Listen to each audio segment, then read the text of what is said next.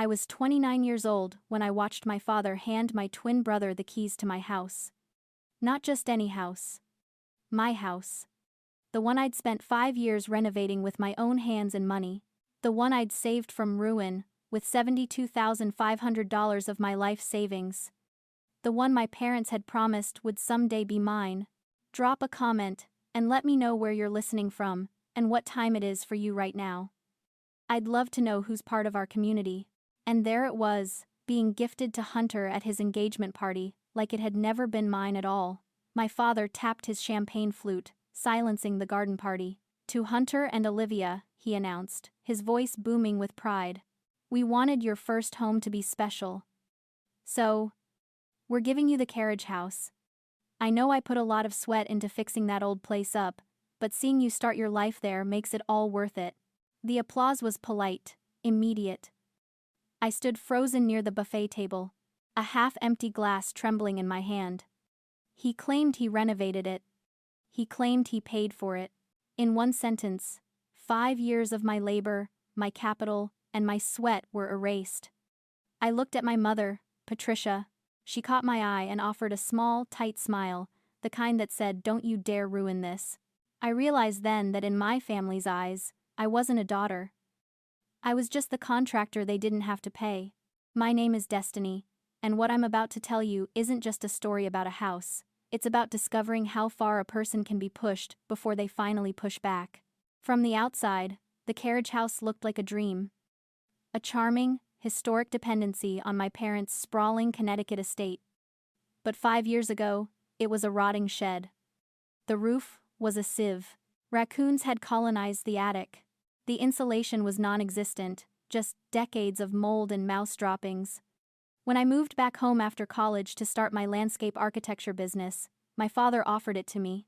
Fix it up, and you can live there rent-free, he'd said.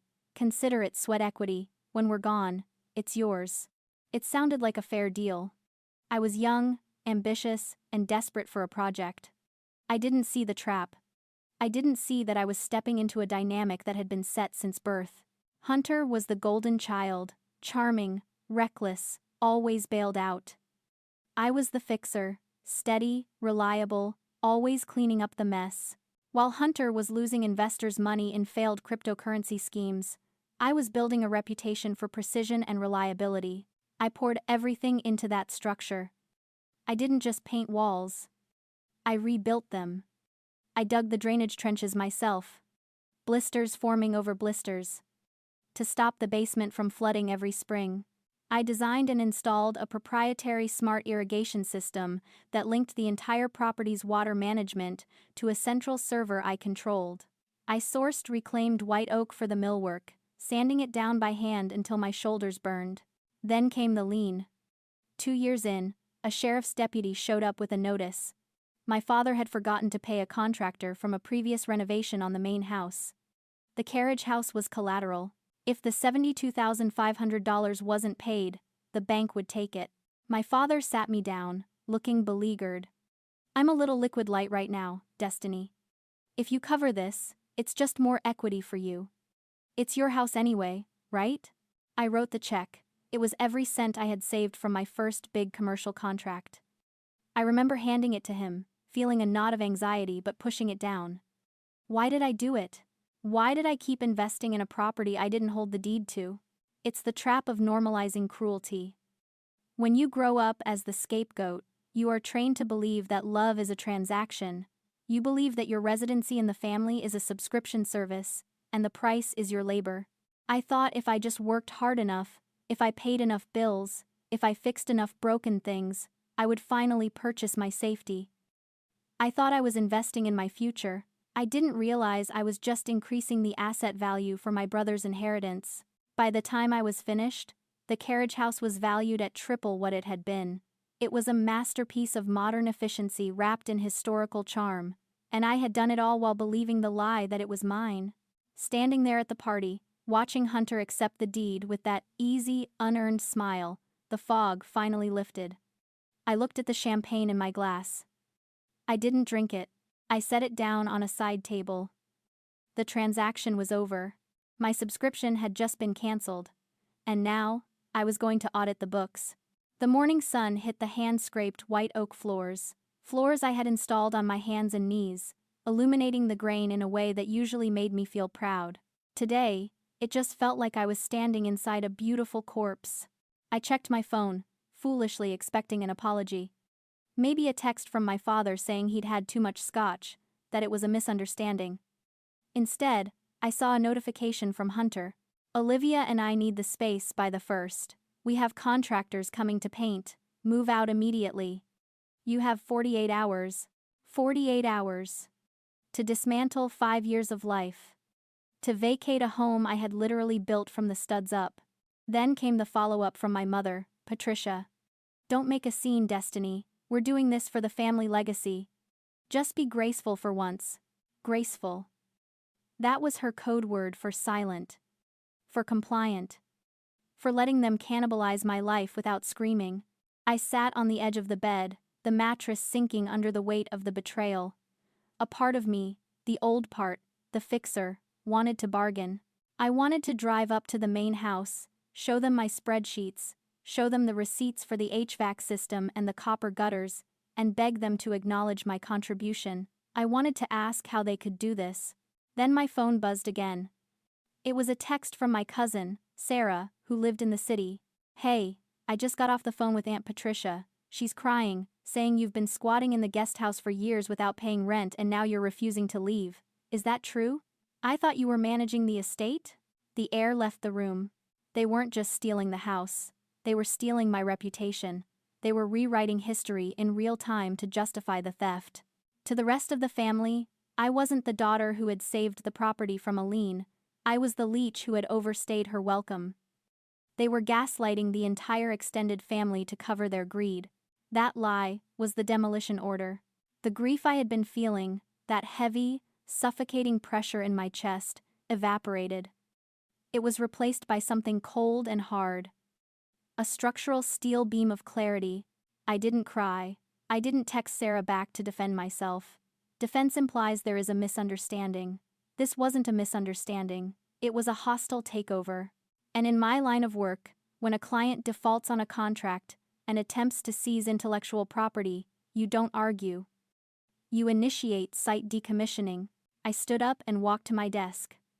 I opened my laptop, bypassing the personal photos and going straight to my project management software. I pulled up the file labeled Estate Master Plan. I looked at the timeline. 48 hours. It was tight, but I'd managed tighter deadlines for clients who actually paid their bills. I created a new project file. I didn't label it Revenge. That was too emotional, too messy. I typed in the project code. Asset recovery. If they wanted the house, they could have it. But they seemed to have forgotten a fundamental clause in the unwritten contract of our family. I wasn't just the tenant. I was the architect, the builder, and the supplier. And I was about to recall my inventory. The next morning, I began the inventory process. I wasn't throwing things into boxes. I was auditing the site. I walked through the carriage house with a roll of blue painter's tape, tagging every single item I had purchased, installed, or sourced. The custom walnut cabinetry in the kitchen? Tagged. The hand-blown glass pendant lights over the island? Tagged. The smart glass windows that frosted at the touch of a button? Tagged. Even the copper gutters I'd had specially fabricated to match the historical profile of the main house, they got a tag. I was in the middle of labeling the built-in bookshelves in the study when the front door opened. I didn't turn around. I assumed it was Hunter, coming to gloat or to measure for his new curtains. You're really leaving? It wasn't Hunter. It was Olivia. I turned slowly. Hunter's fiancée stood in the doorway, looking out of place in her tailored cream suit. She was holding a manila folder, her expression unreadable. We had never been close. She was quiet, observant, always on the periphery of the family drama. I had assumed she was just another accessory to Hunter's life, like his expensive watch or his leased sports car. I was given 48 hours, I said, my voice flat. I'm on schedule. Olivia stepped into the room, her heels clicking on the hardwood floors. She looked at the blue tape on the shelves. Then she looked at the tape on the window frames. You're taking the fixtures, she stated. It wasn't an accusation, it was an observation. I paid for them, I said. I have the receipts. Legally, they are my property. The eviction notice specified I remove my belongings. I'm complying. I braced myself for a lecture. I expected her to tell me I was being petty, that I was ruining her future home, that family should be generous. Instead, she walked over to the desk and placed the folder in front of me. You're going to need this, she said. I looked at her, confused. What is it? I'm an actuary, Destiny. I run risk assessments for a living. Before I agreed to marry Hunter, I ran the numbers on your family. She tapped the folder. Your father took out a $3 million loan against the estate 6 months ago. He used the renovated carriage house as the primary collateral to secure the appraisal value. I opened the folder. My eyes scanned the documents. There it was. An appraisal report dated 3 months ago. It listed the carriage house as a luxury dwelling with high-end custom finishes, smart home integration, and premium landscaping. The valuation was astronomical, based entirely on my work. He told the bank the renovations were funded by the estate, Olivia continued, her voice cool and precise. He used the equity you created to pay off Hunter's gambling debts and cover his own bad investments. If the bank finds out the collateral has been devalued, they'll call the loan. I looked up at her. Why are you telling me this? If I strip this house, you lose your home. You lose the asset. Olivia looked around the room, at the blue tape, at the care I had put into every detail. I didn't fall in love with a house, she said. And I didn't sign up to be an accomplice to fraud. I watched Hunter at the party. He didn't even know what kind of wood the floors were. He just knew they were expensive. He took credit for your work without blinking. She met my gaze, and for the first time, I saw a steel spine beneath the designer suit. They're at brunch right now, she said. Hunter, Richard, Patricia. I told them I had a dress fitting so I could come here. You have 4 hours before they get back. If you're going to do this, Destiny, do it right. Don't just take the furniture, take the value. She wasn't stopping me. She was handing me the ammunition. I looked at the appraisal document again. The valuation hinged on specific phrases: custom millwork, integrated smart systems, mature landscaping. Thank you, I said, the words heavy with a sudden fierce alliance. Olivia nodded once, then turned to leave. At the door, she paused. By the way, the gate code is still the factory default. Hunter never changed it. He said it was too complicated to remember. She walked out, leaving me with the blueprint for their destruction. I pulled out my phone and dialed the number for my crew. Hey, Mike, I said, when my foreman answered. Change of plans. Bring the heavy trucks. We're not just moving furniture. We're doing a full site extraction. Mike said the trucks would be there in 20 minutes. That gave me exactly enough time to kill the brain of the house. I walked into the mudroom and pressed the hidden latch on the wainscoting. The panel clicked open, revealing the server rack I had installed 2 years ago. The cooling fans hummed with a steady, blue light rhythm. This wasn't a consumer-grade setup you buy at a big box store. This was a commercial building management system, custom-coded to manage everything from the humidity levels in the wine cellar to the pH balance of the garden soil. Hunter thought smart home meant asking a speaker to play music. He didn't understand that this house was a living organism, and I was its central nervous system. I plugged my laptop directly into the terminal. The screen flashed. Admin access granted. I looked at the dashboard. System health, 100%.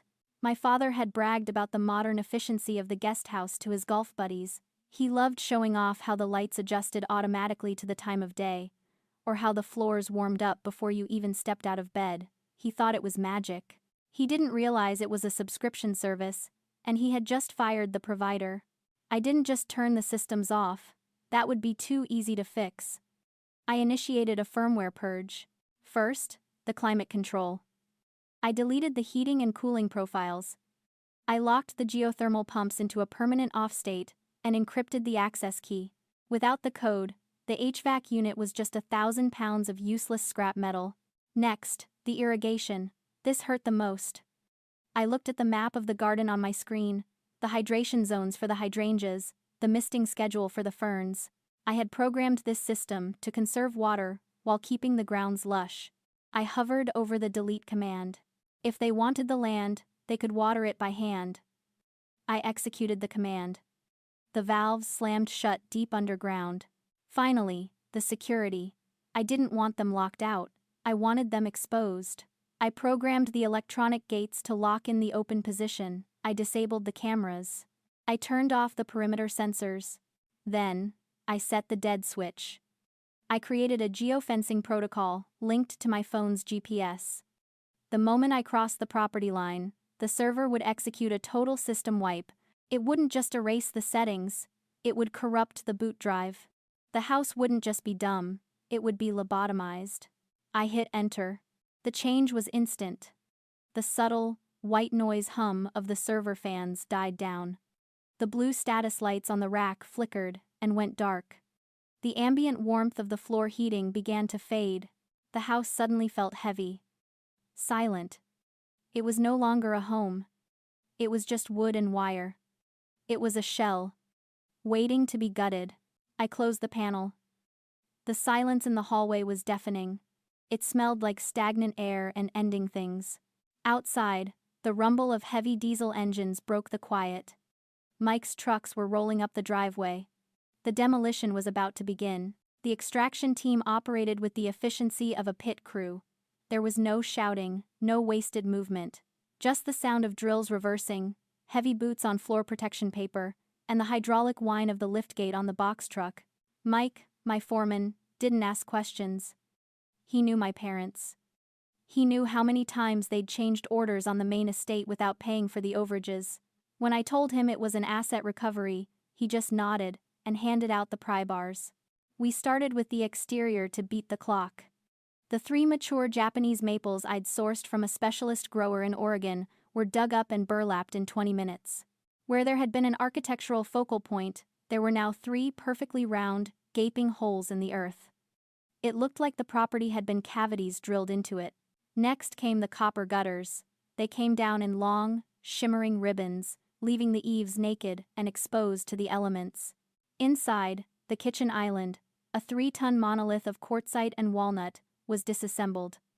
The smart glass windows were popped from their frames and replaced with sheets of plywood I'd had cut to size. It wasn't vandalism, it was a return to baseline. I wasn't destroying the house, I was simply uninstalling the upgrades. By 1:45, the trucks were loaded. The carriage house was a shell, the walls were still there, but the soul was gone. The floors were stripped down to the subfloor. The server rack was empty. The garden was dirt. I sat in my truck at the end of the service road, watching the live feed from the single battery-operated camera I'd left hidden in the oak tree. At 1:52, my father's Range Rover pulled through the gates. I watched them get out. Hunter was laughing at something Olivia said, until he turned toward the guest house. His phone dropped from his hand. It wasn't a scream at first. It was a silence so profound the camera microphone picked up the wind in the trees. Then, the realization hit. Hunter ran toward the house, his arms flailing. He looked less like a man, and more like a child whose sandcastle had been kicked over by the tide.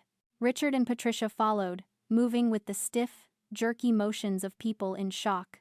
They stepped onto the porch. Richard reached for the door handle, but there was no handle. I'd taken the custom hardware. He pushed the door open.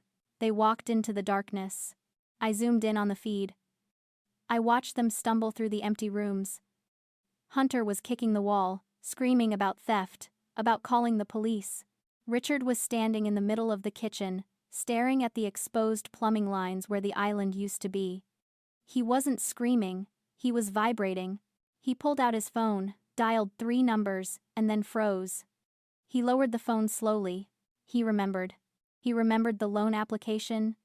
He remembered the appraisal. He realized that if he called the police to report a theft, he would have to list the stolen items. And if he listed the items, he would be admitting they were never his to begin with. Or worse, the bank would see the police report, send an adjuster, and see that their $3 million collateral was now a pile of plywood and drywall. He was trapped in a cage of his own fraud. Patricia collapsed onto the subfloor, weeping. Watching them, I felt a strange, clinical detachment. It was like diagnosing a root rot infestation. This is the nature of narcissistic injury. They weren't crying because they had lost a home, they were crying because they had lost the prop. Without the luxury finishes, without the smart technology, without the visual proof of their wealth, they felt invisible. They were mourning the loss of the reflection I had built for them. They felt hollow because their victory was hollow. They had stolen the shell, but they couldn't steal the essence. My phone rang. It was Patricia. I answered on the first ring. I didn't say hello. I just listened. "Destiny," she wailed, her voice cracking with hysteria. "How could you? We're your family. You destroyed it. You destroyed everything. He's inconsolable. Put it back. Please, just bring it back and we can talk." "I can't do that, Patricia," I said, my voice steady and cool. "Why?" she screamed. "Why are you doing this?" "You sent me a text," I reminded her. "You told me to move out immediately. You told me to take everything that was mine." I looked at the monitor one last time. Richard was leaning against the wall, looking old and defeated. "I was just being thorough," I said. I hung up the phone. I opened the app for the hidden camera and hit delete device. The screen went black. I put the truck in drive. The convoy of assets behind me rumbled to life. We had a new site to get to. The fallout was swift, mathematical, and absolute. 3 days after the extraction, the bank's appraiser arrived for the final walkthrough to certify the loan. I wasn't there, but I know exactly what he saw. He saw a structure that was technically weather-tight, but commercially worthless. He saw plywood where the smart glass should have been. He saw rough plumbing where the luxury fixtures were listed. He saw dirt where the mature English garden was itemized on the asset sheet. The appraisal value plummeted by 70%. The bank didn't just deny the loan. Their fraud department opened an inquiry. Richard had signed documents stating the renovations were complete and funded by the estate. The physical reality of the carriage house proved that was a lie. The loan officer pulled the funding immediately. Without that $3 million, the house of cards collapsed. Hunter's creditors didn't care about family legacy, they cared about liquidity. Richard was forced to liquidate his stock portfolio at a loss and sell the family's vacation home in the Berkshires to cover the immediate debts. They kept the main estate, but just barely. It was no longer a symbol of wealth, it was a mortgage prison. Olivia didn't make a scene, she simply emailed Hunter a spreadsheet of her own, a list of financial incompatibilities, and called off the engagement. 2 weeks later, a courier arrived at my new site with a wooden crate. Inside was a bottle of vintage Cabernet and a note on heavy cardstock, "To the architect. Well played." I didn't drink it. I put it on the shelf of my new office. I had purchased a run-down commercial lot on the edge of town, an old nursery that had gone to seed. It wasn't a sprawling estate, but the soil was good, and the zoning allowed for mixed-use development. I spent the next 6 months reinstalling my assets. The walnut cabinetry fit perfectly into the break room of my new design studio. The copper gutters now adorned the client meeting space. The server rack was humming again, managing the irrigation for my own nursery stock. I didn't burn their field to the ground. I just harvested my crops and moved them to better soil. There is a misconception about revenge. People think it's about destruction. They think it's about salting the earth so nothing can grow. But true justice isn't about watching them starve, it's about feeding yourself with the fruit of your own labor. It's the justice of the sower. You plant the seeds, you water the ground, and you defend the harvest. If someone tries to steal it, you don't just stop them. You uproot the garden and plant it where they can't reach it. They have the shell. I have the life. Have you ever had to reclaim your own labor from someone who felt entitled to it? Tell me your story in the comments. And if you believe in building your own empire, hit subscribe.